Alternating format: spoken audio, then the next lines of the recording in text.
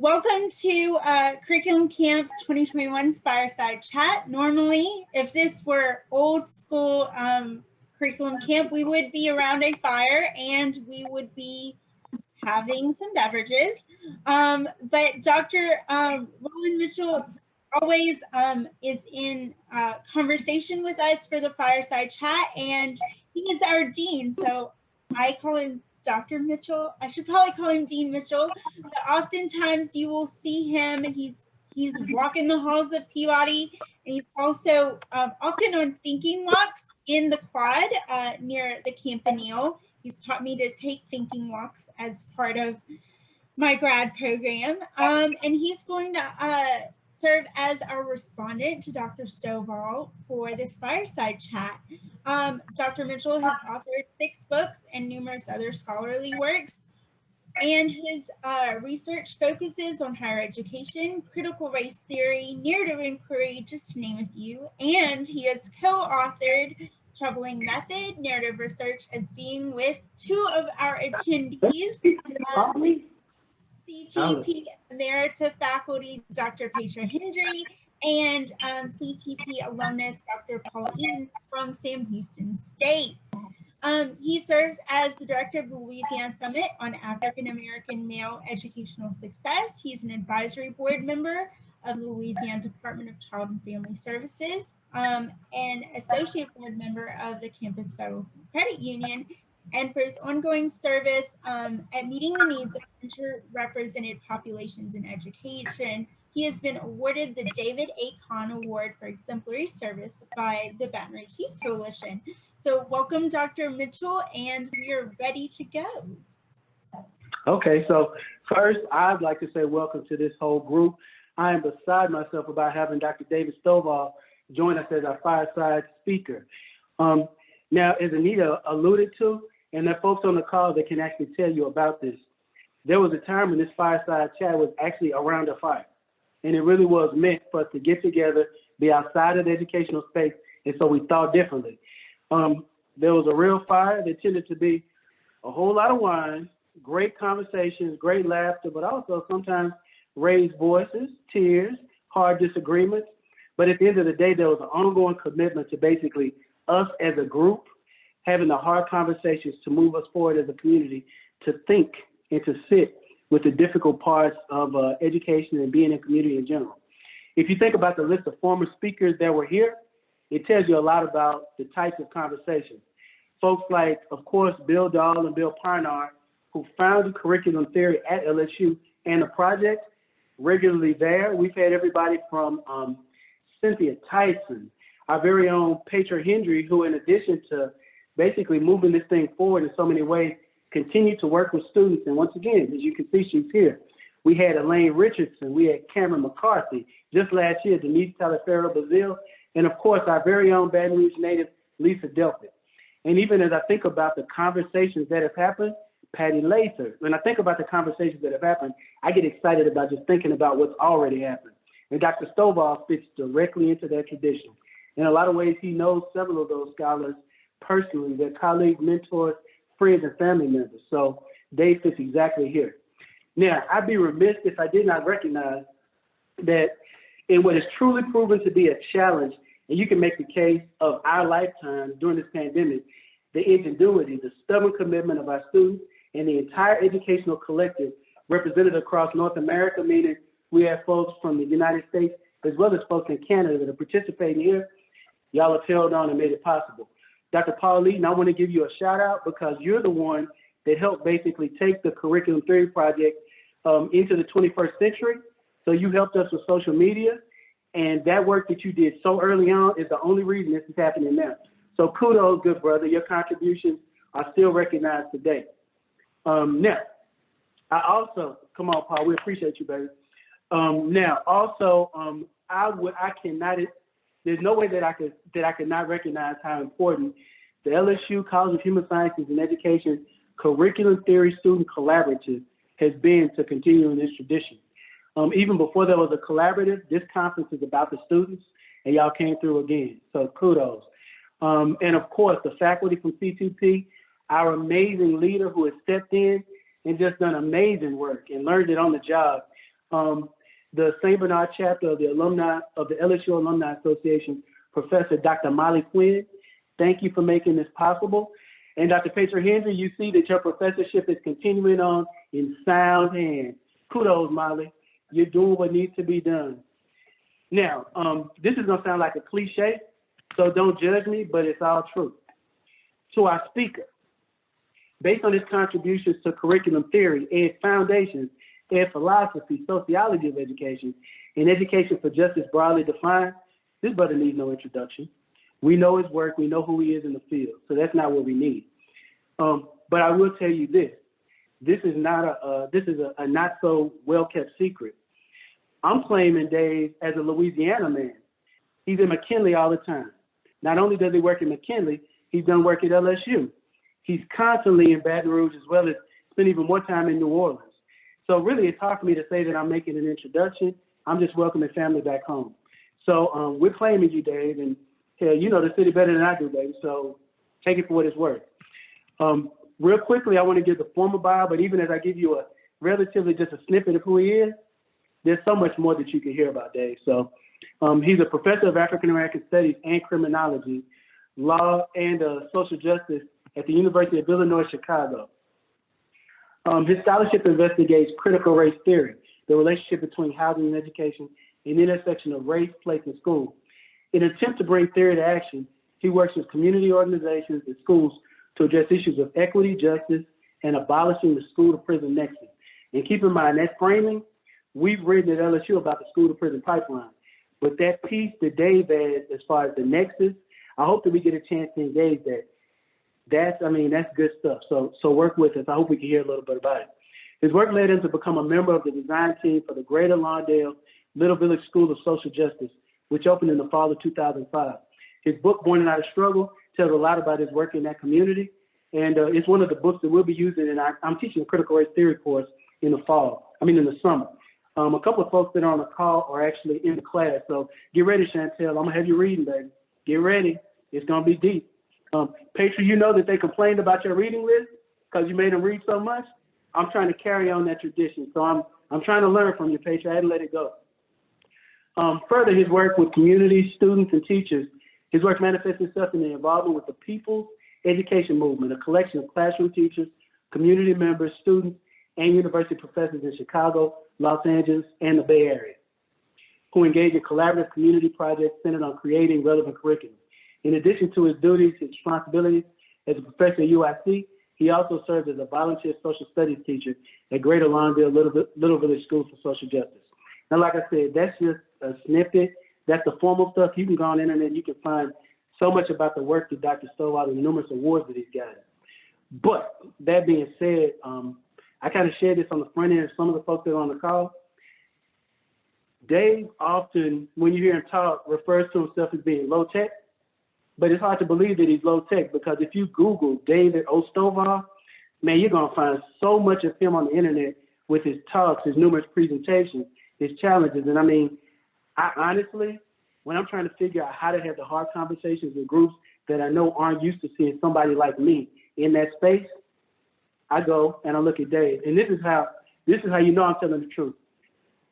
Every once in a while, randomly on a Sunday, generally, a Sunday afternoon, Dave will get a text from me and I'll be like, brother, keep doing the work that you're doing. It's changing lives. The reason why I'm doing that is because I'm trying to prepare for a class or a difficult conversation, and I've been watching you on YouTube and learning. So literally, the work that you're doing really does inspire me personally and the work that happens at LSU.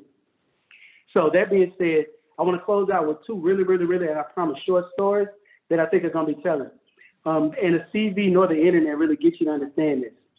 So when I first asked Dave to come to LSU to speak at the Louisiana Summit on African American Male Educational Success, what he said to me was like, hey man, look, I'll be glad to come and I'm looking forward. I always want to come. But let me do this. Let me make sure that I don't say something, or no, that's not what he said, but recognize when I'm coming, I hope I don't say something that gets me uninvited and you fired. Okay, so I was kind of joking, like, oh, yeah, right, yeah. No, what I appreciate about this, and Dave, you need to know this, I was talking to my brother Reagan before, and so Reagan told me to tell you what up, but he also said what he appreciates about you is when invited to a space, you tell the truth, you're your authentic self, you don't hold back, and every time you do it in a manner where you have a kind spirit, but you're not going to be intimidated by whatever the norms are or the context that you're in. You challenged us to do our jobs better. When you first told me that, I was an assistant professor and I was trying to work through it, and now even as a dean, I think about it. The second thing that you said, and I don't even know if you remember this, but you were at AERA when you said this. A graduate student asked you, man, I want to do right, I want to be part of I want to be part of a school, but at the same time, how do you, the kind of cliche, how do you speak truth to power? How do you stand up and challenge difficult systems? And I think about this all the time. What you told that student was real clear. You said, first of all, it's never an individual battle, man. It's never about you as an individual. You got to be part of a community and part of a collective. If it's about you, that's one thing. But if you're part of a community and collective, you can build something that's sustainable, something that's strong, and something that means something. I need you to understand, man, every one of those conversations, as well as some others that we've had and others that I watch you have, impact the way that I think about my job, the work that's going into the curriculum theory project, and ultimately the challenges that we're having as a community to address difficult times. I appreciate you, brother. We're so glad to have you. We love you dearly, and with no further ado, it's your stage, Dr. David Stovall. Man, yo, I promise I didn't pay Dean Mitchell. I promise. And I just want to thank you again because those words are deep to me in terms of understanding what it is that we're trying to do, what we stumble in. And I always look to you for real work and say, because a lot of times people, I was saying to the grad students yesterday, that a lot of times people are often confronted with what they feel they cannot do. And I used your example of saying, look, that's not what I'm concerned about. What are we trying to do? And let's get that done. And that to me has always been a lesson because, we understand that the places in which we operate are ensconced and deeply rooted in a white supremacist notion around who can do what and under what terms. And you have to be critically intentional about the interruption of that space. So I appreciate you fully for that. Greetings again, y'all, for folks who were in the session yesterday and for people who were not on. This is maybe our first time interacting. I apologize that we cannot be in community with each other. I'm thinking of like the Bergamo conferences at the end of the day where you can just kind of kick back, relax, and throw a couple back with the homies. And as the elders say, talk your shit. But this moment of the pandemics of white supremacy, COVID-19, and capitalism has shifted our realities for the myriad of reasons. So greetings from Chicago, land of the Council of Three Fires, the 13 tribal nations that were under the Council of Three Fires on this largest space that we know as Turtle Island.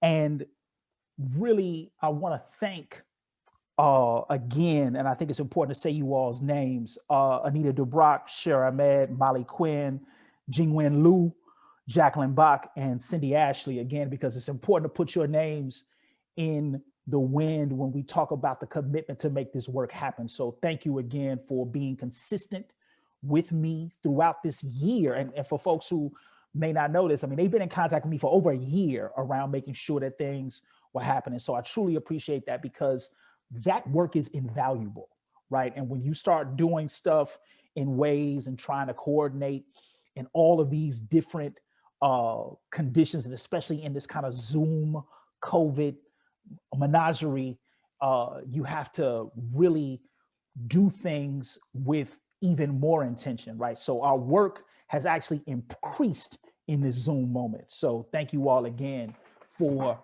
engaging this. And what I want to talk about briefly with you all is actually a couple of ideas that I'm pulling from a group of young folks who are coming into academia, just defending their dissertations, and some challenges that they're putting towards me that I think when we talk about curriculum, we can't run from, that we are deeply impacted by it. And we often have to understand what are the ways in which we sit in a number of contradictions? And then in those contradictions, what are we willing to do to ease the contradiction and to eliminate particular behaviors that do folks harm, right? So when we talk about this in terms of pathways or a carrere, right? So when people think about curriculum as this pathway, the steps that we engage to do something, there are two scholars, one named Tiffany Marie and the other one named Kenjis Watson, who actually called me up to do some work in a newly found journal called Root Work Journal.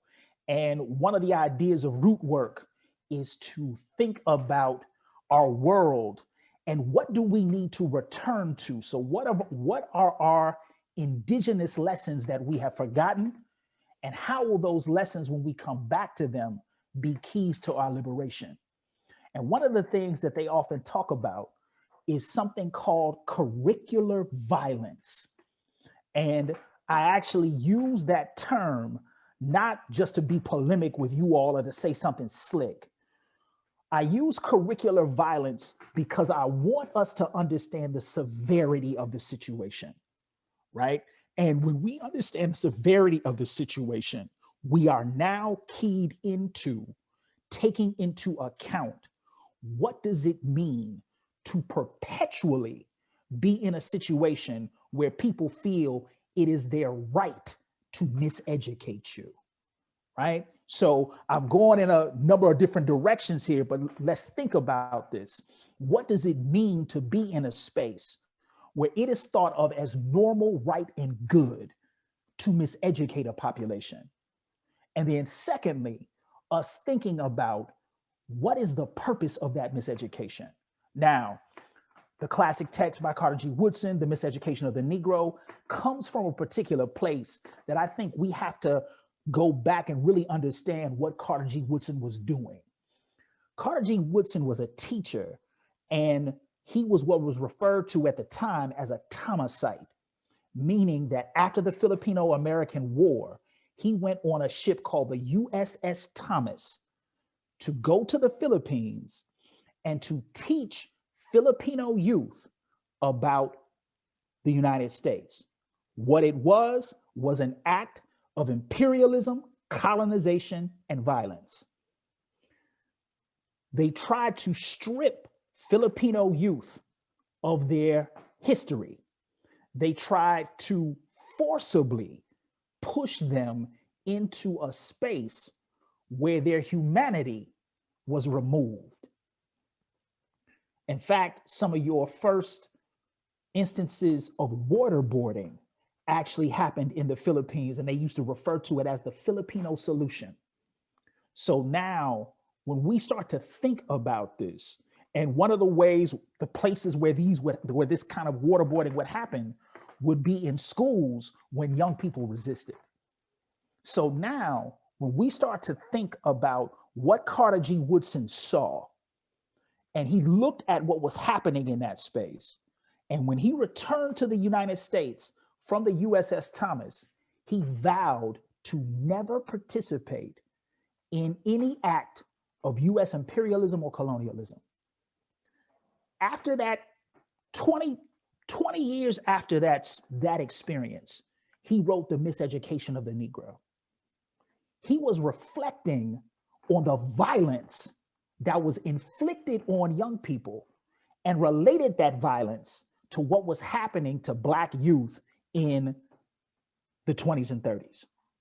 So when Tiffany Marie and Kenjis Watson pull forward this understanding of curricular violence, what is it that we do in the current moment that is violent towards young folks, right?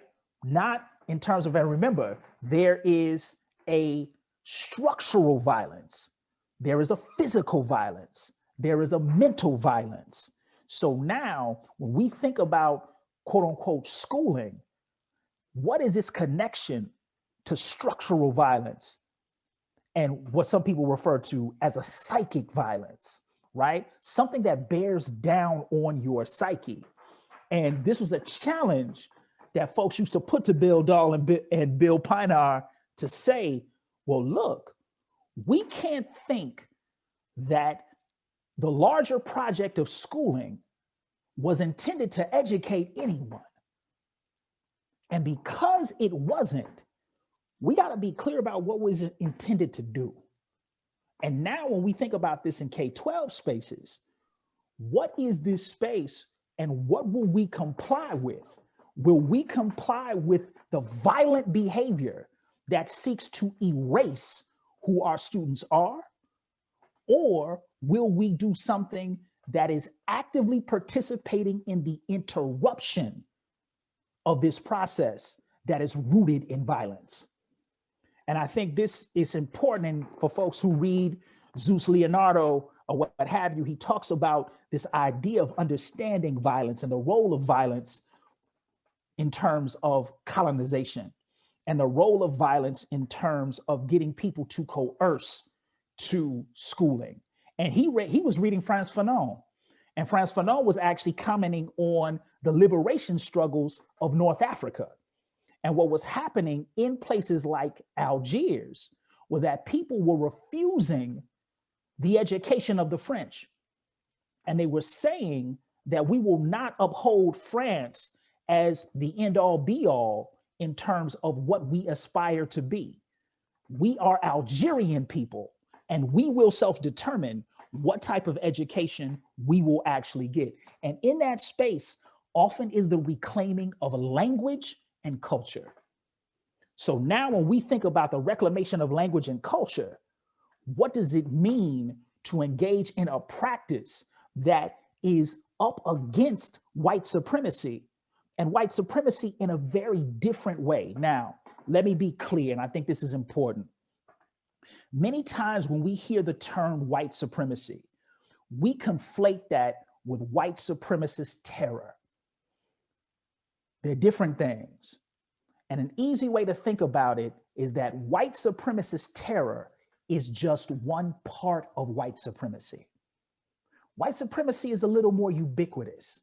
White supremacy is a little bit more penetrating, right? Because the act of white supremacist terror is to actually confront and to get people to fear the next actions. White supremacy is more intended around how you think and move in the world, and more importantly, how you think about yourself. So if we think about white supremacy as the assumed views and values of white, European descended, heterosexual, cisgendered, able-bodied men as normal, right, and good, then everything else becomes othered. And now when we come to grips with what that means in real time, we see very clearly how people are erased in curriculum, how people are actually erased violently in curriculum. So now it's no longer just the Columbus story. It's also why we have no context of talking about what it is that is affecting our world. We have no context of talking about structures that actually impact what it is that we do. And then any work that is resisting white supremacy is now wrongly titled as indoctrination. So I think about the work of two comrades down there in Baton Rouge by the name of Anna West and Destiny Cooper, and the work that they do in Humanities Amped. And one of the things, when I first came to McKinley High School, they showed me this thing. And for folks who are in Baton Rouge, you all caught the front end of this, and I hear that they're still trying to do this. There is a group of white residents in Baton Rouge who are literally trying to engage in an act of sedition. So what do I mean by that? There was a group of white residents in Baton Rouge who tried to split Baton Rouge in half and create their own city. St. George. Right? And that's man, can you say the name of that city again that they were proposing? St. George. St. George, thank you. So, and we are literally in the classroom and we're looking at this map. And I'm saying to myself, wait, And the young people are looking at where they live. And they were taught, and some young folks were living right on the border of St. George and Baton Rouge. And I kept saying, and they were saying, like, man, so if this thing happens, I wouldn't be able to go to McKinley. And I'm saying to myself, well, look, this is what often folks refer to as these particular teachable moments. But at the same time, it's like, this has happened before, right? And it's happened in ways that we don't care to remember. And one of the acts of self-determination is our practice of remembering. So curricular violence is about erasure. It is about taking you away. And then, and the argument around St. George was this whole thing around tax revenues. What that really was about, rich white folks in Baton Rouge did not want to pay for the amenities and education of Black and brown youth who are in that city, right? They gave some real slick language around why this St. George needed to come into fruition. But what that was a full-on act of sedition, right? And what we see historically is that these acts of sedition took place right after Brown versus Board of Education in places that we thought to be liberal, quote unquote, hotbeds. There were districts in California that created their own district because they didn't want Black and Latinx youth to attend their schools, right? So now when we think about this in particular ways, and we actually obscure what the Brown case was really about, right? We make a common mistake around what the Brown plaintiffs were arguing. And Derek Bell reflected on this in terms of thinking about, in his book, Gospel Choirs, and thinking about how the NAACP Legal Defense Fund was arguing for integration. The Brown plaintiffs wanted something different. And I would encourage folks to read a book by Noliwe Rooks called Cutting School. Noliwe Rooks looks at one of the Brown plaintiffs. Remember, there are 18 Brown plaintiffs in the 1954 case. In this particular instance, there was a group of young folks in 1951 in North Carolina, and their community was being taxed. But the taxes that they were giving to the district, the county, and the state weren't going to their schools. So they had schools that were being disinvested. Resources were being taken from their schools and placed into white ones. A group of 16 and 17-year-olds actually squatted up and sued the district.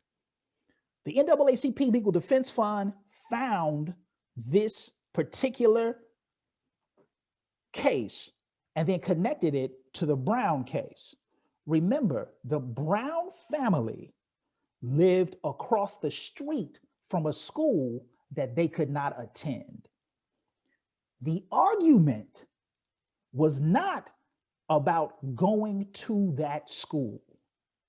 The argument was resources are being scraped from schools that serve Black youth and are being wrongly appropriated to other spaces. We want full representation of our tax dollars in terms of the resources that go to our schools. It's a classic piece that we never talk about in terms of Brown. And when we talk about that in particular ways, and remember, the federal interpretation of segregation being declared unconstitutional was in Brown 2 in 1955 that said that schools had to desegregate. But we often forget the results of that desegregation. First, and I'll make this argument, integration never happened. You can't call the Little Rock Nine an effort to integrate. That was 9 young people in a school of 1,500 young folks. Where's the integration?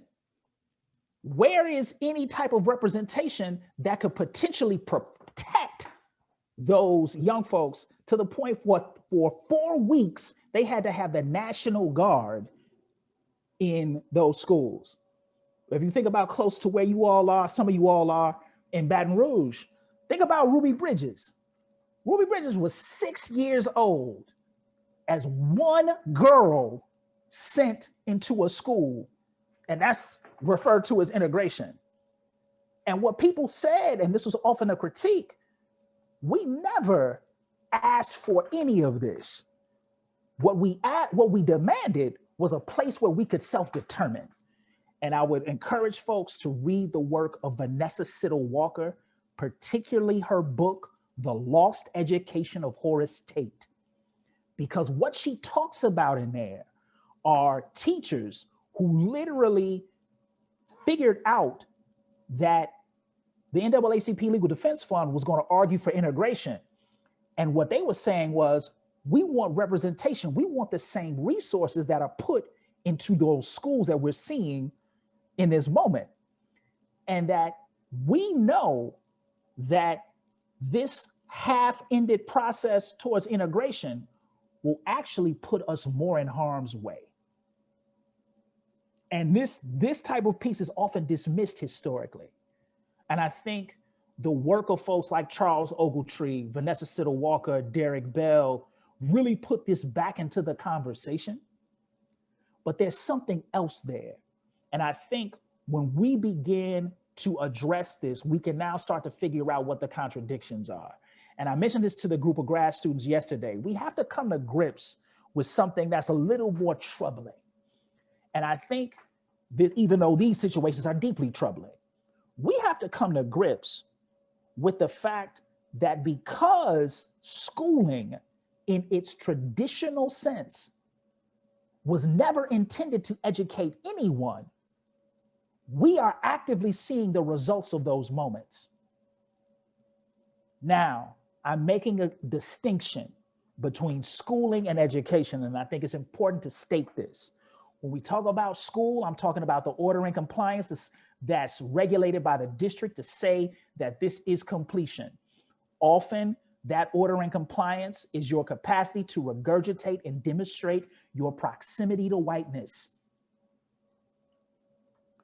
Education is you asking a different question and you saying that those things that are being asked of you, whether or not they work.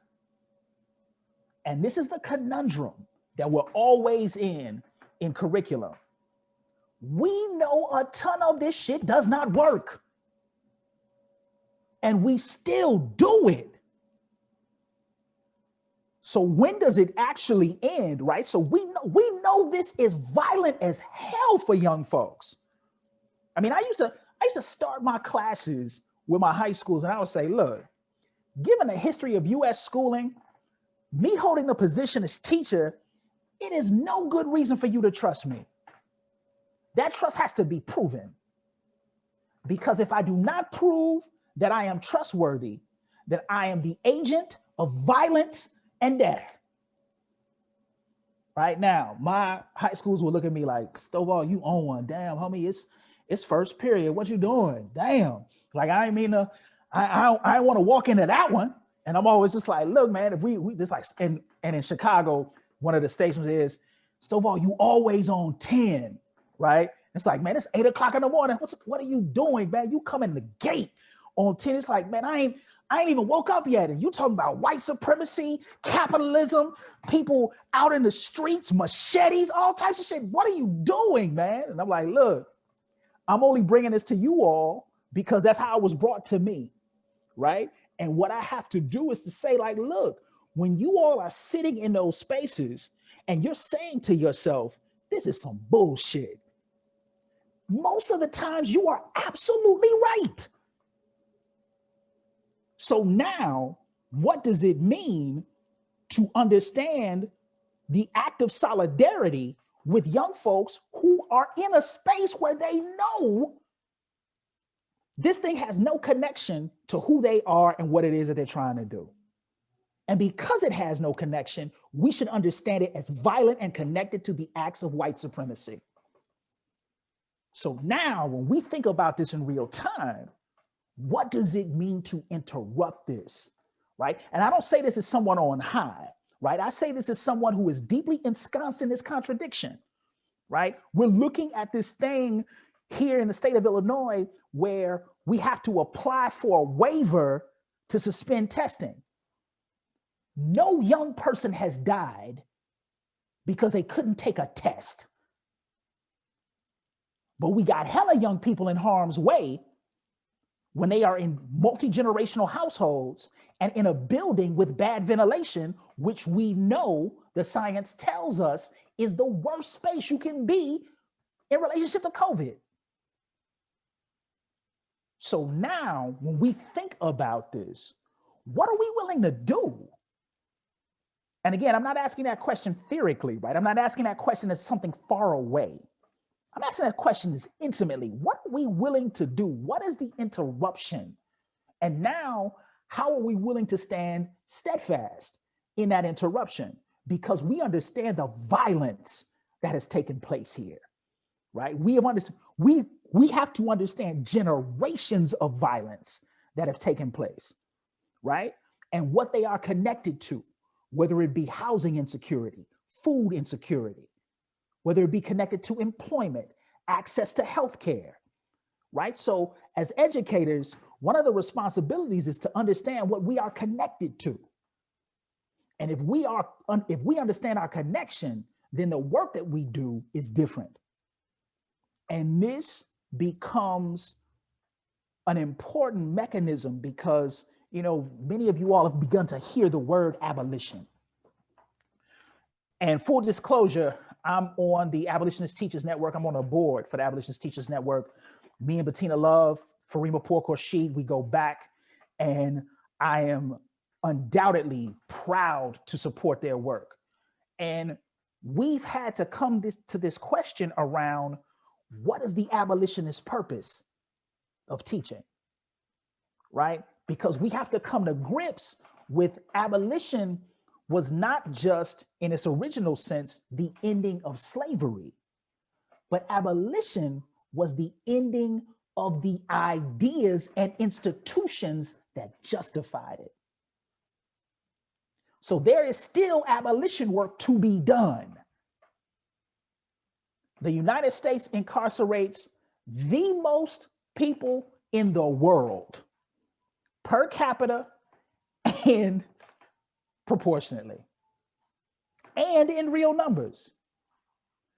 If the state of Louisiana was a country, it would have the highest incarceration rate in the world 10 times over. So now, when we begin to think about this, what is it connected to? If we understand this to be true, and the average sentence of a person in Angola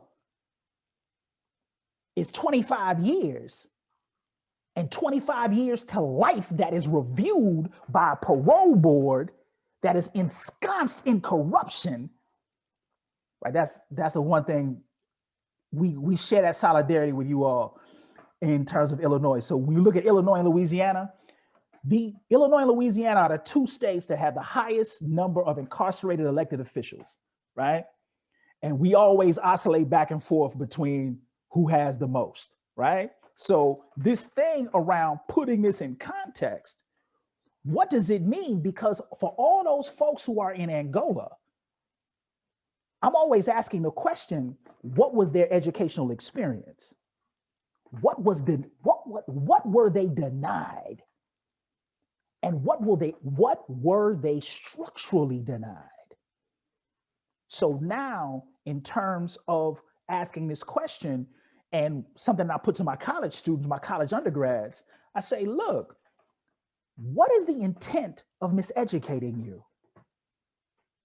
And many times their answer is always, well, if we're miseducated, it is impossible for us to fight. Or if we decide to fight, we often fight the wrong thing. So now, what does it mean to engage a practice that says, look, we are clear about what is happening. There's something else is happening. We also know what to do. The issue is whether or not there is the will to do it.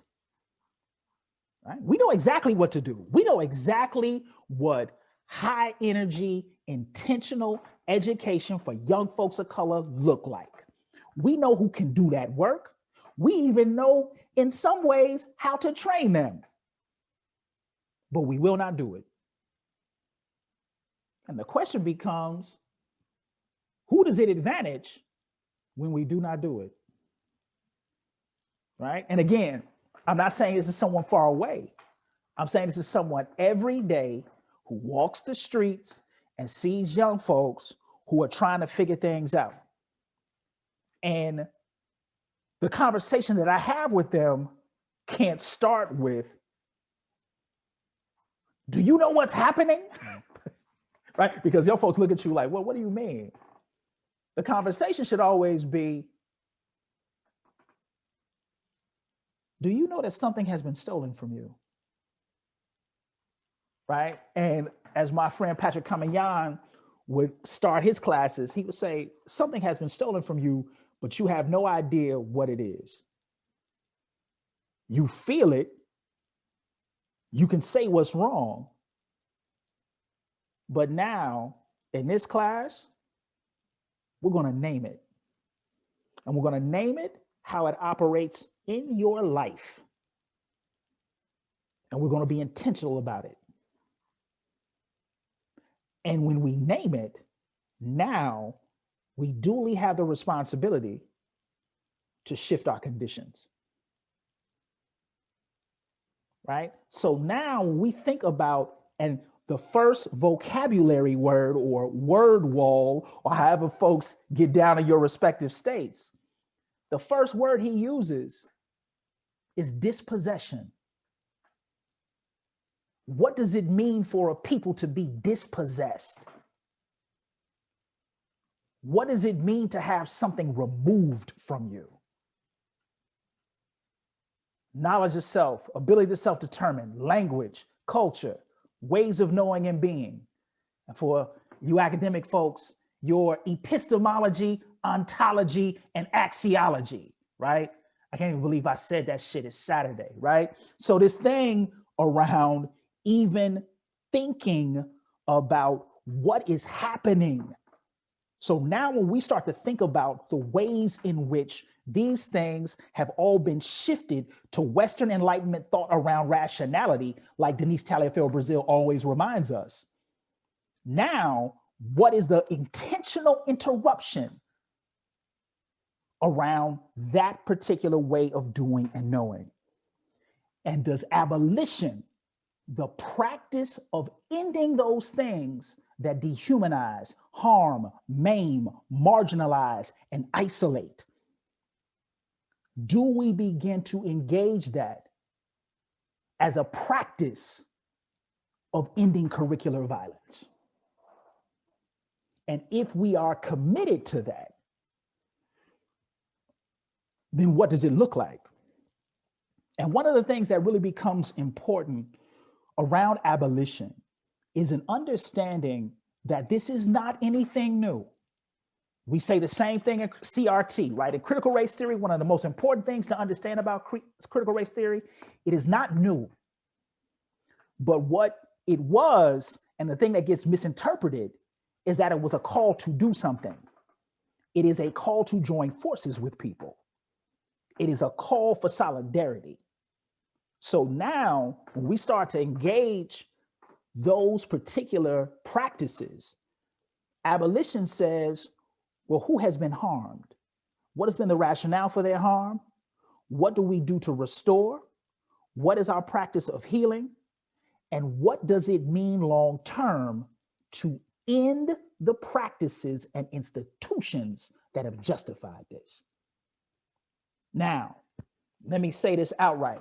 This means you are not going to be popular. you will not get the LSU Researcher of the Universe Award, right? You're probably gonna get uninvited to meetings, and then they ask you why you didn't come to the meeting that you were never told about, right? That's probably what you are closer to than further away from, right? But this thing around what does it mean, as Danny Morales Doyle always reminds me, to upset the setup. It's very clear how the setup operates, right? Because school is really centered around punitive discipline in opposed to learning, depending on where you go to school. So now, in those places that have experienced this type of marginalization, that have experienced this type of isolation, what does it mean to engage those spaces in our broader approach towards equity? And let me put equity in this conversation, because a lot of times we miss the point around equity. Equity is not equality. Equality is the false assumption that everybody needs the same thing to do what it is that they came to do. Equity really means that folks get what they need simply because they need it. So what is needed in one space is not needed in another. So now equity says, what are our strategies to get people what they need? Because first we have to have an analysis of what the need is. And more importantly, before the analysis, we have to listen to the articulation of what people are saying that they need. So here in Illinois, I think when we talk about abolition, one of the things that comes into play, because, you know, every time, this is always the thing that I get teased about, right? So what do you mean, Stovall? Are you just saying that it all needs to blow up, right? You know, we just need to blow it up and just walk away. You know, Sam, look, that may be part of the liberation strategy at one point. But at this moment, what is most critically important is what someone, French philosopher by the name of Andre Gorce, will refer to as a non-reformist reform, right? Something that says, what can we change in the meantime that will put us on the path to abolition, right? So if we know that prisons do not reduce crime, then what steps are we willing to take to engage a different practice? So the state of Illinois has done something very interesting, and I'm curious to see how this is going to reverberate across the nation. The state of Illinois has eliminated cash bail. Now, this is and when I say this, I mean, this just happened 2 days ago. So in the elimination of cash bail, this is what it was an attempt to interrupt. We know a couple of things that happen locally and nationally. One, 80% of all cases that go through local courts never make it to trial. They are decided by plea bargain because the folks who end up submitting a plea are in situations that they are pressed financially. It's clear that we got 30 years of data that tells us this. So now, if there is not a cash bail system, those folks who may not have access immediately to financial resources to get them out of jail now have time before they go to their court case to secure resources to engage the case. Because remember, the district attorney's job is not necessarily to defend justice. The district attorney's job is to put people in jail according to them. Because the way district attorneys are judged is on their conviction rates. So we already have a system that is set up to determine how many folks get ensnared in that particular system. So now with this elimination of cash bail, there's the opportunity to rethink certain components of the criminal legal system. Now, does it solve the problem of over-incarceration or wrongful convictions? Absolutely not. But it is a way to rethink what it is that we do, right? Another thing, and I'm really curious, you know, we're not going to be in person for AERA, but that's going to be an interesting moment because, you know, the American College Testing and the College Board in many ways are in this kind of financial downspin because now states are suspending testing.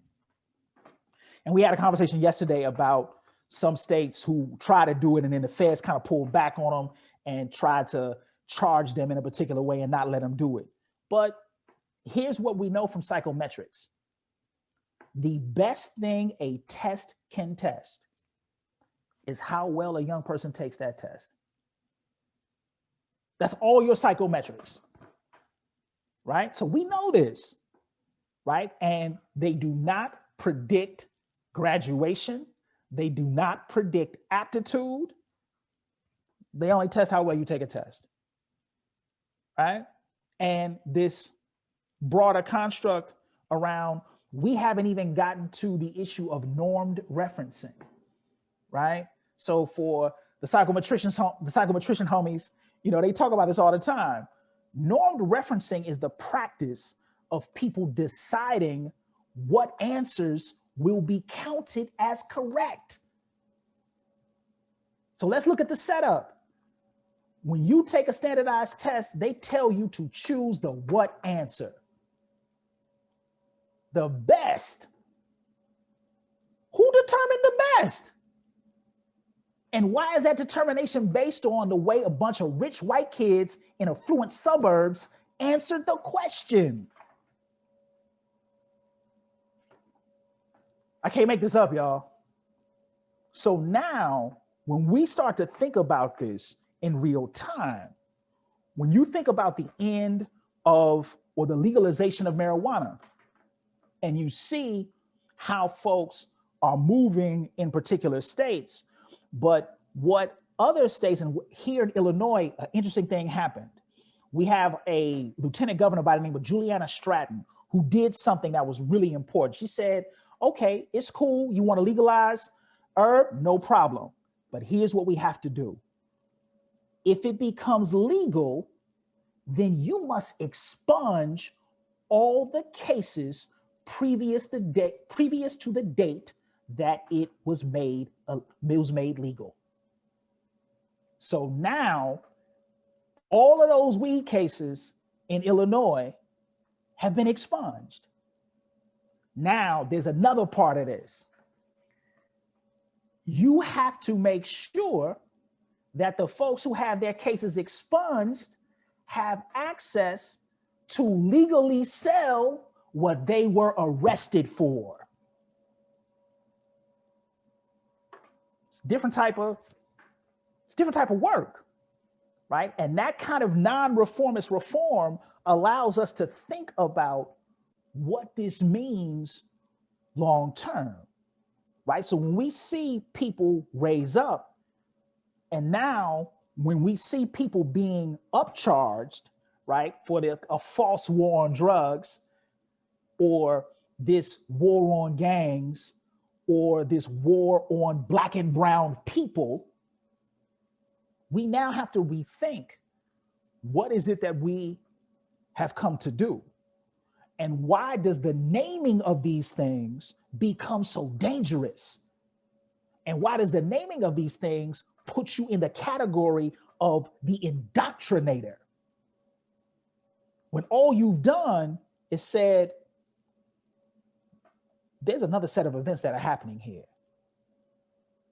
And when we pay attention to those events, the way we approach those solutions are cataclysmically different. And now, when we talk about abolition, abolition is not a solitary process.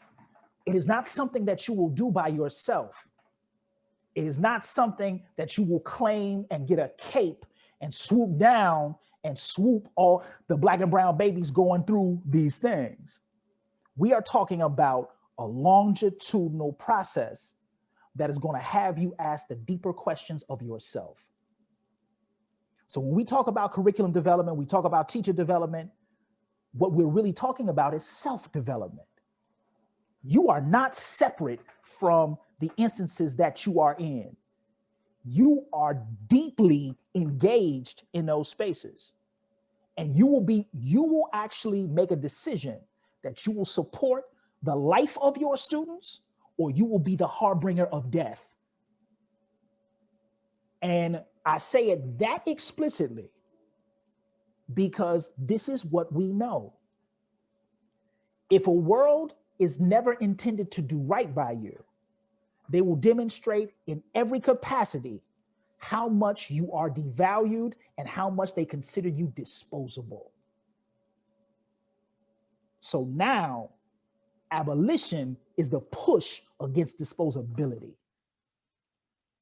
It is an understanding that self-determination should be the forefront of our liberation equation. It is something that we cannot run from. And in too many instances, we think about this conversation as being too difficult. Lawrence Tan, a third grade educator in California, always tells me to this day, he says, if a young person is old enough to experience isolation, marginalization, and all the travails of white supremacy, they are old enough to be engaged with truth and accuracy. Age appropriateness is a tool of white supremacy. Young people can engage what it is that they are experiencing because they are living it.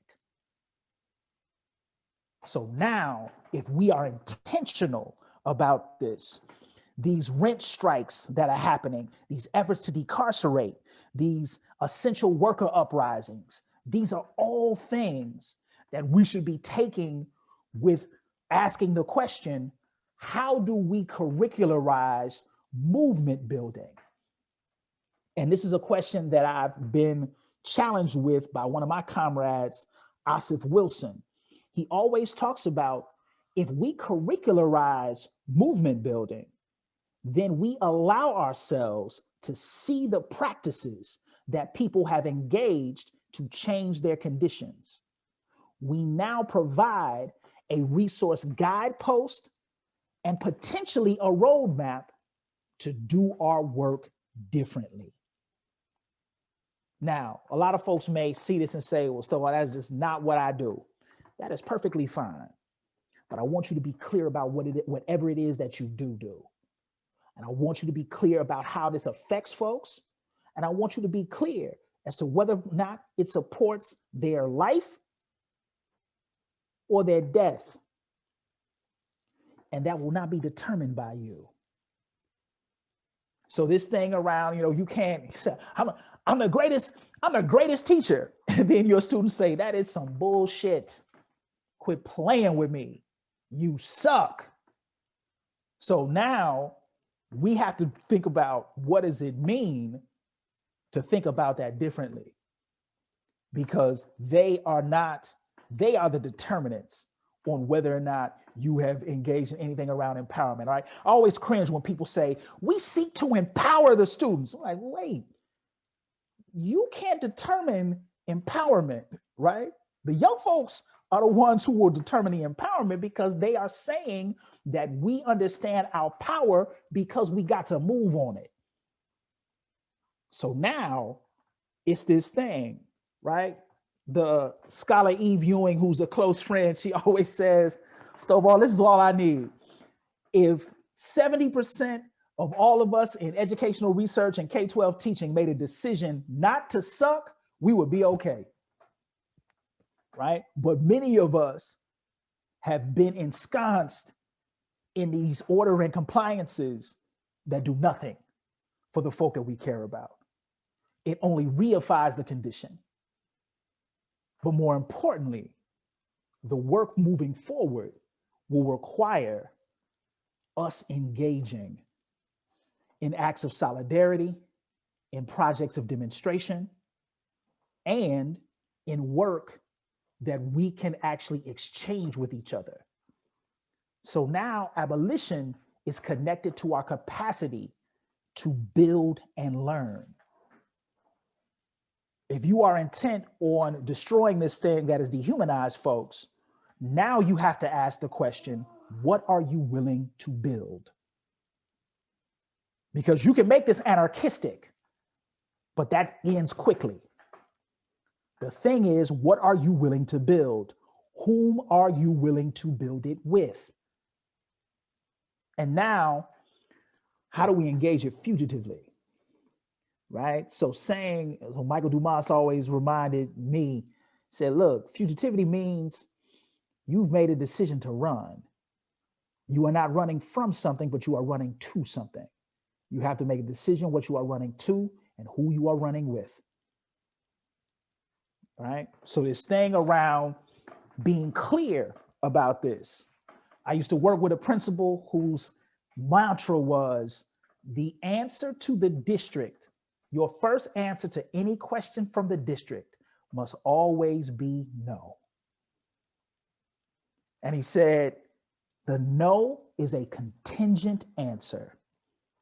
So as soon as you say no to the district, you have to be triply prepared for what it is that you're going to do. Because now the district is going to come for you even harder because you have been deemed insubordinate. So now you have to go right after that no and say, here's what we're going to do. Here's what works for my young folks. Here's how I can show you over time what has worked. We are going to continue that process. If we do not, then we have signed up for more of the same. And we see what more of the same has gotten us. And I am actively refusing to capitulate to more of the same, right? And that more of the same is killing us. And hence this COVID moment has lifted up what we have known for quite some time. It has allowed more people to see what many people have been telling the world has been happening. So now it is an explicit view into how serious the situation is. And now with that view into how serious the situation is, we now have a new set of duties and responsibilities that now shift and elevate what was happening before this COVID moment. And let's be clear, y'all, it is not about getting back to normal. Normal is the problem. So now, because normal was the logics of white supremacy, normal was saying that language and culture should be removed from these places that we call schools. Normal is erasing folks from history. I do not want to go back to that. So now, here is an opportunity to do something different. I am not hoping for a normal day. I am trying to build for a new one. So now when we think about that in different spaces, abolition allows us some guideposts. It allows us to think about what it means to intentionally interrupt, but also be committed to build. It requires us to name those things that we have lived through. But also it requires us to name the work that we have committed to build and shift and transform. It is hard work. It is work that you may not see the end result of. It is not work that is centered in self-gratification or instant gratification. It is a work that you will be remembered for only because you have done it. So now, when we think about it in that way, it shifts us, right? It pushes us, and I think it's a good push.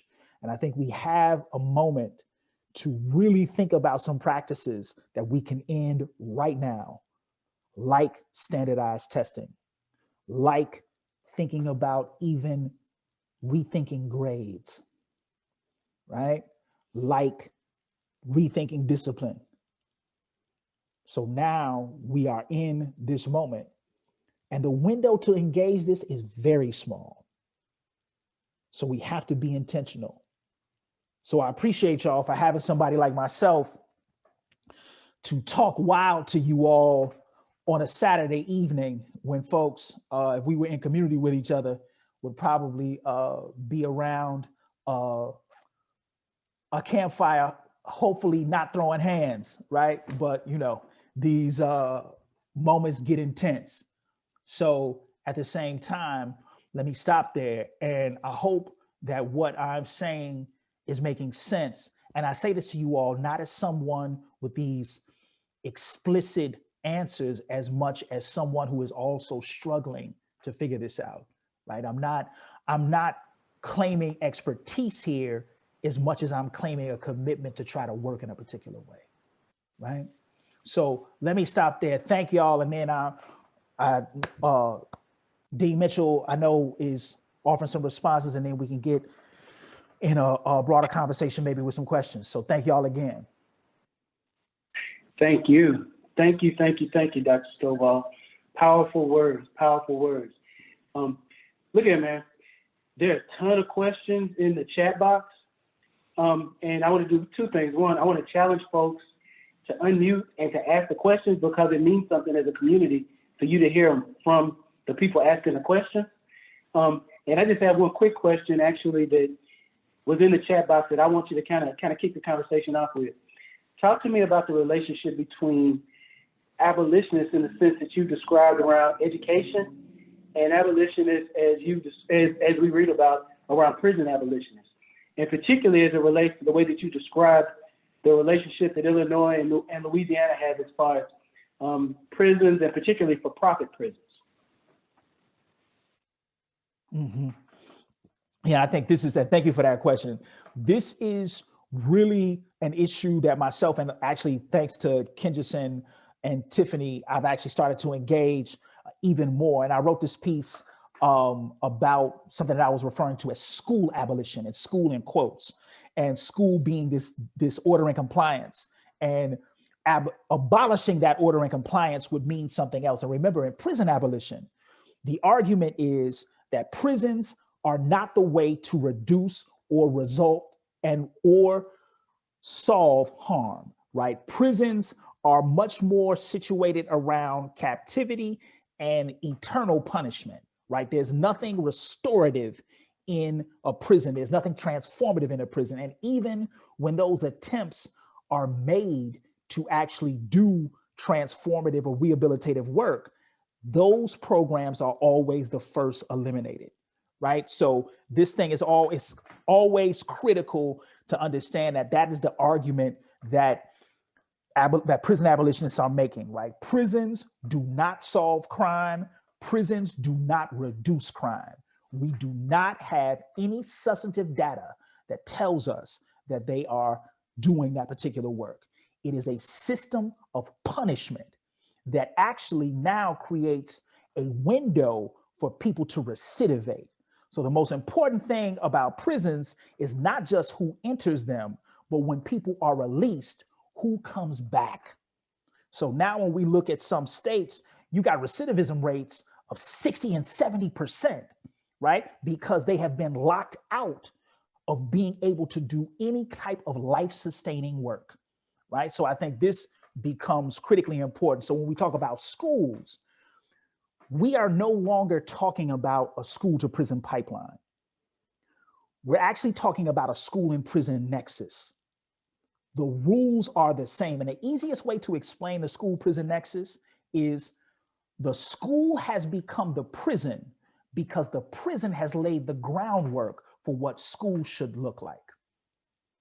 Right? So I think this is what we have to think about. And again, we are talking about a particular set of schools, right? So these are schools that largely serve Black and brown folks who may be in this kind of low income or no income bracket. So now when we look at those schools and we see how they've been disinvested, that isn't a failing school under white supremacy. That's a school doing exactly what it was intended to do under white supremacy, right? So this thing around really understanding that nexus as an operative understanding when we see these things happen in particular places. Those schools aren't failing.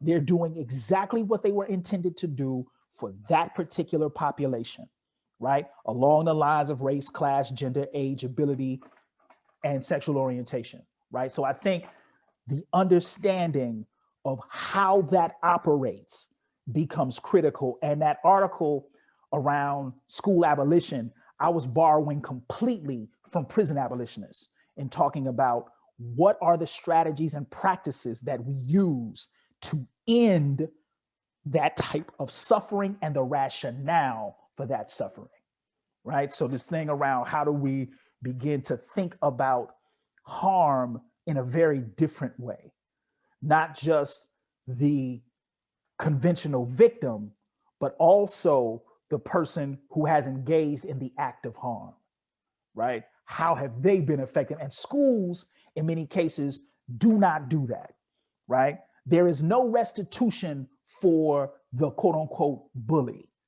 right? They are actually ostracized and often removed. There's very little analysis around how they got to where they are and why they do what they do, right? And I think that's a critical point around abolition. If we look at the world and we are trying to transform harm, then we have to think about all who are involved in the situation. And it's extremely difficult to do because we live in a society based on retribution.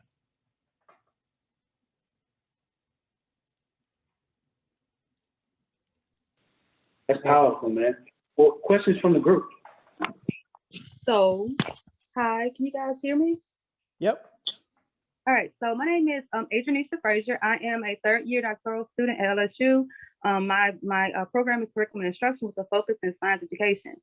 So today has been a very long day. I thank you so much for coming and talking to us. This is my second time attending curriculum camp, and it was a very pleasant experience. I always learn a lot from you guys. I take notes and I have like a lot of stuff, but today I was running a lot. I was doing engineering day for girls. I really love STEM. I'm adamant about that. I want to see it more, and I want to see kids not just doing it, you know, because we sprinkle like all these little activities. Like there's an oversaturation of the what's the impact? What are we doing? So when I was driving a little while ago, I had my daughter in my car, my 14-year-old daughter, and I have my 10-year-old little cousin with me in the car. And my daughter, she was listening. They're listening because I had it on the speaker because I can't hold the phone and drive. So she was listening. She's like, "Mama, can he curse like that?" And and I was like, "Yeah, baby, this is college. He can." She said, "You know what, Mama? They curse in high school. So yeah, he can definitely curse like that." So she started listening, right? And at that point, for some reason, it kind of like made her pay attention to what you were talking about. And she was listening to the equity versus the equality piece, because that's a conversation we've had before. I'm like, yeah, equality and equity is not the same thing. That's two totally different concepts. And she's adamant about justice, but she wants to be an environmental attorney. That's her big hang up. And I asked her, why not a criminal attorney? She told me, she said, "Mama, I don't want to work for a system that does not care about the people that look like me." And my 14-year-old daughter said that in the kitchen a few days ago, that her was her exact quote. "I cannot work for a system that works against people that look like me." So my thing is, since this is being recorded, I'm going to go back and show her the whole thing, because she only caught snippets of it, because that was impactful for her to see a Black man that has dreadlocks, locks like me, that has tattoos. As I showed her, I was like, "That's him right there." And she was like, "Oh, okay." And I said, "He's a professor as well at a college." And she's like, "Oh, okay." So I know that she's going to come later on today with like all these questions about like, who is this, you know, all these different things. But nonetheless, though, the topics that you hit on about the legalization of marijuana and the impact of people that had already been sentenced prior to that. And then the ACT test. I know I saw it pop up when somebody said, "Blow up the ACT test." I'm like, yeah, because choose the best answer. What is the best? Who determines the best answer? And so those are topics that we talked about in Dr. Arbuthnot's class as well. And so a lot of the things you said really resonated with me, and it's impactful to see that from somebody that looks like me, and not so much just looks like me, but from a male point of view, because I see so many different people. Like last year, well, what's that last year? Year before last, Dr. Denise, she was here. Yeah. And so I saw her and I learned about her and some other ladies that have been very powerful. And Dr. Bott, taking her class, I've learned about so much more. So I'm very appreciative to that. And your presentation didn't just impact me, it impacted a 14-year-old girl as well as a 10-year-old girl that's sitting in the back. And they're gonna probably hit me with questions as soon as I come out of here. But thank you. No, thank you so much. Look, that's all we can hope for, right? In terms of like actually doing work in this way with the results of having people ask questions about their reality, right? And your example of actually supporting their questions in opposed to shutting them down is critical. That to me is one of the first practices of abolition, right? How are we demonstrating our capacity to listen and move on what it is that we're listening to? Thank you so much. Truly appreciate it. Thank you.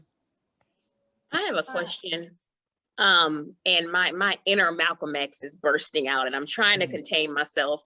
But I really enjoyed your conversation, and I was the one that blew up the ACT in the chat because I'm against all standardized. I'm a consultant. I run my own business now. I do college and career readiness, have been in the post-secondary space, specifically access, for about 10 years now. I'm a first-year doctoral student based here in New Orleans. I think I have so many questions and I'm processing, but the first thing that comes to mind is, where do you suggest we start? Because as you were talking, the first thing I wrote was policy, right? So curriculum, standardized tests, all of the things, it involves some sort of policy to change these things. So for example, the TOPS curriculum that is in Louisiana, it is the exact same classes, 23 credits when I was a high school student in 2006, 20 ACT, same requirements. So many of our students can't get to the 20, right? And so we know this about our state, but yet the policy hasn't changed.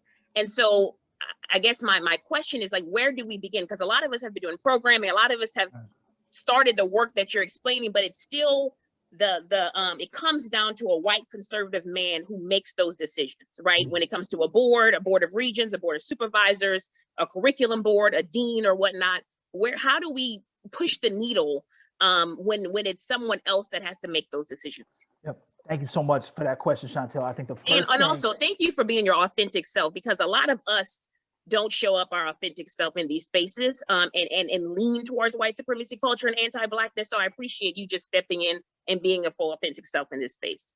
No, I appreciate you. Thank you. Thank you for that. And that, to Chantel, to your question, it's not so much around where we start as much as us choosing our entry point. And this is what I mean by that. When we choose our entry point, it's literally us saying, okay, what work am I the closest to? And then in that space, who are the people that I can actually work with in that space? And then you all are saying, what is it that I'm trying to do, right? So it's not so much around the starting point as much as it is the entry point, right? Because all of us are doing different things, but where do we enter? And now how do we collectively build on the spaces that we're entering, right? So it's really not this solo work, right? It's really us saying, okay, if I enter this point, now I can say, all right, here's what we need to be doing at this space. If I enter the point of policy, now I know, okay, here are the policies that we need to target. If I enter the point of curriculum, here are the spaces where we can actually engage in our practice around doing something differently, right? So this thing around really being able to lean on folks who are doing this work already so that they're not by themselves, and we're choosing that entry point on where to join them, right? So it's really, and that's really based on our proximity to doing this particular work, right? So I think that's a really important point around figuring out how to set up our places to do our work, but as the entry points, really around figuring out where those entry points are. Huh? Thank you. Yeah, Silas, I actually see your hand up, but and I see a couple other folks raise their hands, and I'm able to see them. So, V. Silas, if you want to go ahead and offer up that question, we can definitely address it. Hi, my name is Vicki. I'm a first-year doctoral student. Thank you so much for your I just loved it all. I have had the pleasure of hearing Dr. Patina Love several times speak about abolitionist teaching. I have her book. I've read it. It's a wonderful, wonderful piece of work. And I've heard her at UGA, in Atlanta, at several different charter schools and Atlanta public schools. So I've, kind of really been delving into the abolitionist teaching mantra. And then I've also had the pleasure of working with Destiny Cooper with Humanities AMP. Right before she got started, I worked in the curriculum department at East Baton Rouge as the social studies person to help her put those pieces together. So it's a wonderful thing to see what they're doing.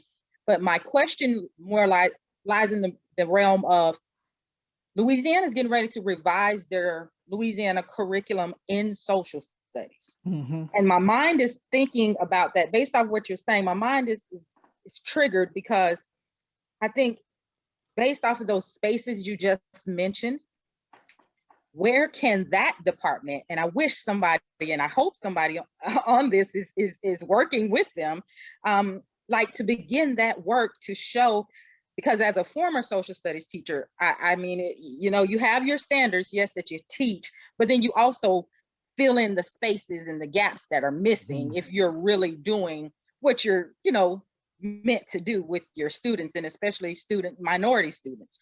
Right. So my question is, for those people like the Louisiana Department of Ed who's building this curriculum, where do you suggest they begin to piece this work together? Because this is something I believe is going to be very vital for the students in Louisiana, being that they're revising these coming up very, very soon. This is really one of the, and thank you so much for that question, Silas. One of the things that really becomes important in any kind of revamping of social studies curriculum is, one, how do you support the asking of critical questions?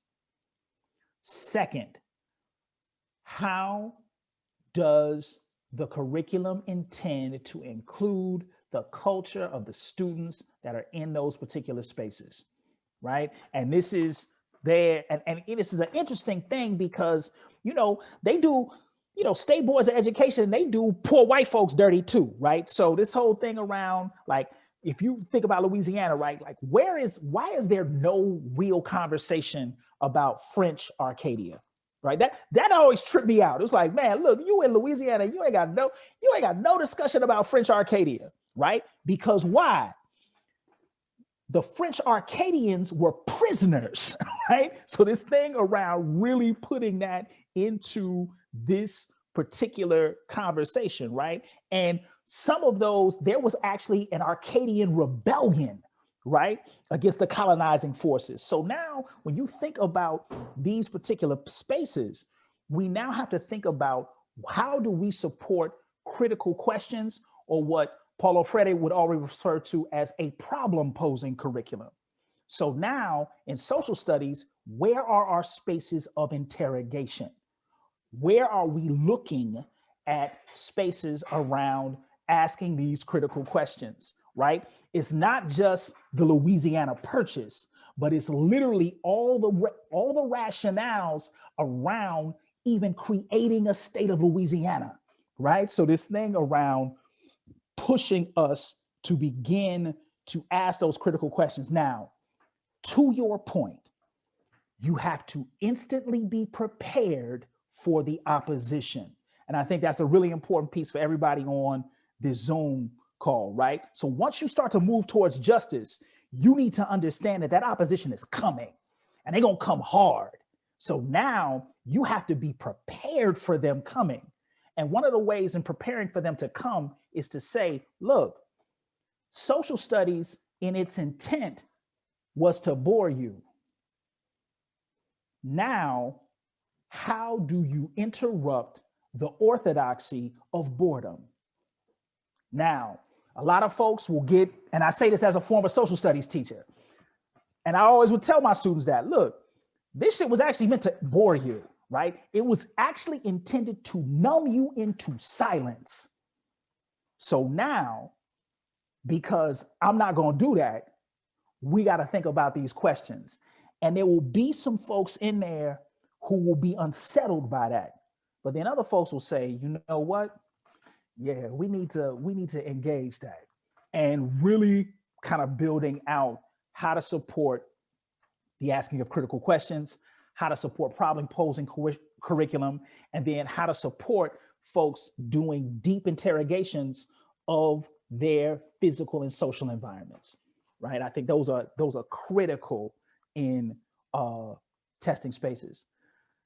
Thank you for that question again, Ms. Silas. Thomas, let's go with you, and then I see some other quick questions in the chat.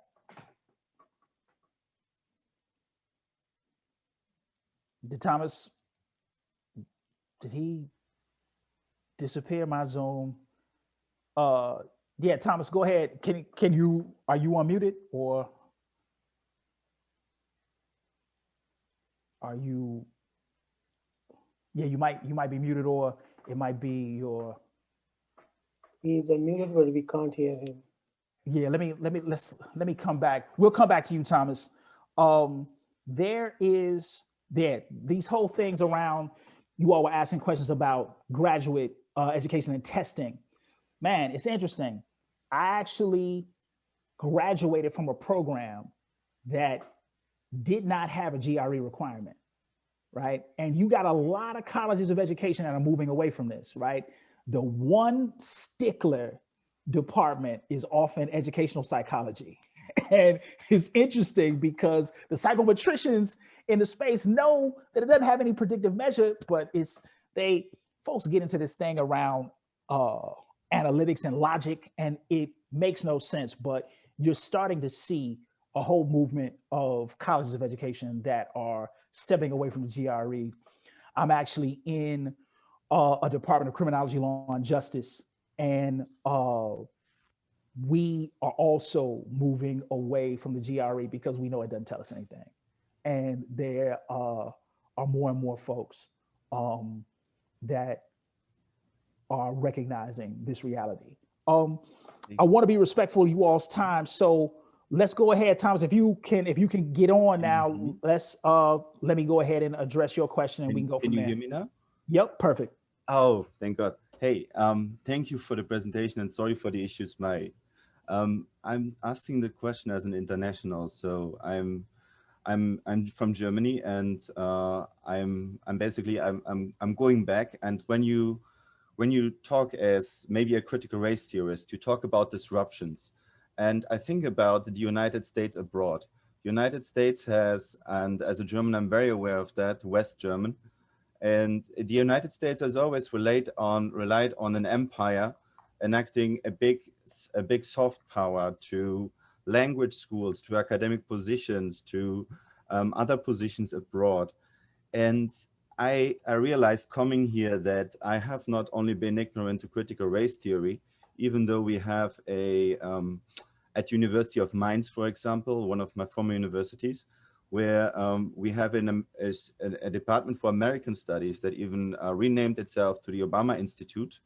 But I haven't met a single critical race scholar there, nor have I ever seen an offer abroad to learn for example, the dialect of Louisiana here, of the Louisiana people, especially of the African Americans, the Southern African Americans. I'm not sure if Ebonics is the right label for that, but I have in fact never seen a school teaching Ebonics abroad, teaching different dialects or different versions of American English. And I wonder if how you as a critical race theorist, or how critical race theory as a complex would position itself to the world like that. Yeah. There's a lot of power involved. Yeah, and definitely thank you for that, Thomas. I think one of the things is really around how do we think about understanding language and culture in a way that is doing two things.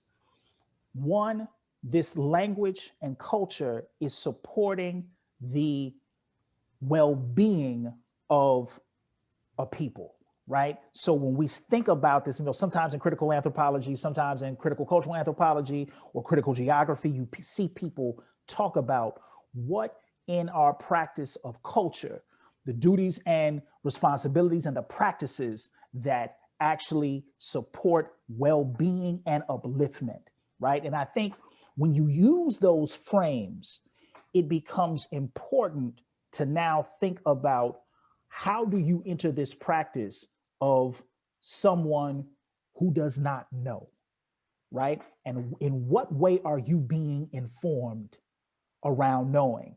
And when you are being informed around knowing, you still do not claim expertise. I think that's a critical message of critical race theory. You can say there are some things that I know, but I am not claiming expertise because I do not live the life or struggles of those people in question. I can only say, based on some observations, here are some things that we should pay attention to, but I cannot position myself as the purveyor or all-knower of these particular spaces. I think it is critical to suspend our expertise when we are engaging in culture. And a lot of times people don't engage in the study of culture because in many ways it's very difficult for people to get outside of that kind of white supremacist notion of idealizing Western Enlightenment Europe, right? And fearing that they will make some strange or false comparison. But I think when we think about culture as the ways in which people preserve ways of doing and knowing for the upliftment of that particular grouping, then it changes our interrogation, right? And I think as a critical race theorist, that's really key for me, is to suspend my expertise and understand myself always as a learner, right? I think it's critically important when we start to engage in that way. And again, I want to be respectful of folks' time because I know y'all been on deck all day, but there was one piece that I just want to address very quickly because I think and this is Bridget Lemoyne's question. And her question is, how do we disrupt the routine? The easiest way to disrupt the routine is for you to say to yourself, what is unacceptable? What is it that you will no longer do? And then you have to do it, right? If you start with that one thing, now you have begun a practice of interrupting this orthodoxy that is not done right by the folks, by yourself or by the folks that you care about, right? And you should expect the opposition to come because you have refused that orthodoxy. This is why it is so critically important to do your work collectively, because one of the ways to stop us from doing this work is to further isolate us. That is a tool of white supremacy, to isolate and marginalize. So now you have to understand your work as part of that interruption by actively working in community with folks, right? With people.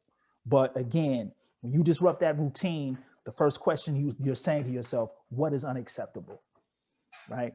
And what is it that you will no longer do? And those types of the answers that you come up with will now start you on a path to start to think about other people who have done similar things and to join forces with them. If there's one thing that I cannot press harder about, what I am talking about today is collective work. It is not work that you should be doing by yourself because it is too easy to isolate you. And in the worst case scenario, it will either deter you and completely discourage you, or in the worst case scenario, take your body and mind to where you no longer know yourself. So this thing around really being intentional about that. Well, let me stop there. I went over time. I was trying to be as intentional as I was around staying on time. But thank y'all again.